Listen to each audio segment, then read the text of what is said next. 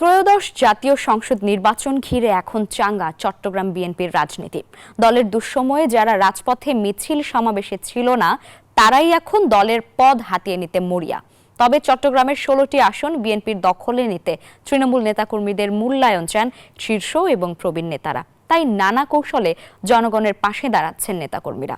আবু জাবেদের ছবিতে চট্টগ্রাম থেকে আরো বিস্তারিত জানাচ্ছেন নয়ন বড়ুয়া জয়। এক সময়ে বিএনপির দুর্গ নামে পরিচিত বন্দরনগরী চট্টগ্রামের মাটি যেন আবারও বিএনপির ঘাঁটি হয়ে উঠছে। আগামী নির্বাচনকে ঘিরে নেতাকর্মীদের মধ্যে ফিরেছে প্রাণ চাঞ্চল্য, চলছে সভা সমাবেশ।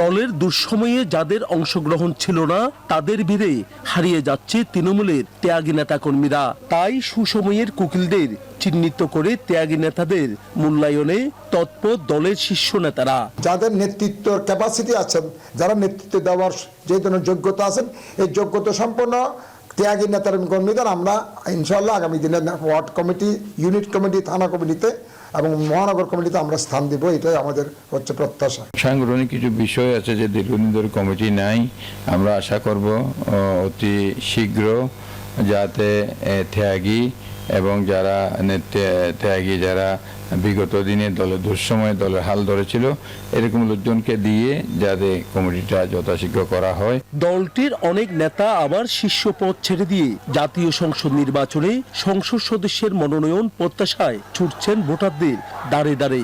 নানা কৌশলে ভোটারদের মন জয় করার চেষ্টা করছেন।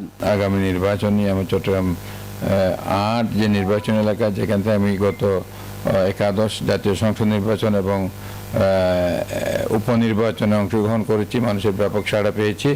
আমি ইনশাআল্লাহ আশা করি দল যদি আমাকে সেখানে আশা করি মনোনয়ন দেবে। চট্টগ্রামের 16টি আসনে বিএনপির জয় সুনিশ্চিত বলে আশা চট্টগ্রাম মহানগর বিএনপির সাবেক সভাপতি ডাক্তার শাহাদাতের। আমাদের তারেক রহমান সাহেবের যে 31 দফার যে একটা দফাটা কি এবং সেটা কিভাবে সংস্কার আমরা করতে পারছি রাষ্ট্রকে এবং দেশকে এবং একটা শহরকে, সেগুলো নিয়ে কিন্তু তারা মেসেজ দিচ্ছে প্রতিটা ওয়ার্ডে গিয়ে। কাজ আমার মনে হয় তৃণমূল পর্যায়ে এই কাজগুলো এখন হচ্ছে, আলটিমেটলি গিয়ে সেটা আমরা মনে করি নির্বাচনে একটা ভালো রেজাল্ট সেখানে আসবে। তবে আর সংস্কার নয়, দ্রুত নির্বাচন দিয়ে জনগণের ভোটের অধিকার ফিরিয়ে দিতে অন্তর্বর্তীকালীন সরকারের কাছে আহ্বান বিএনপি নেতাদের। নয়ন বড়ুয়া জয়, নিউজ 24, চট্টগ্রাম।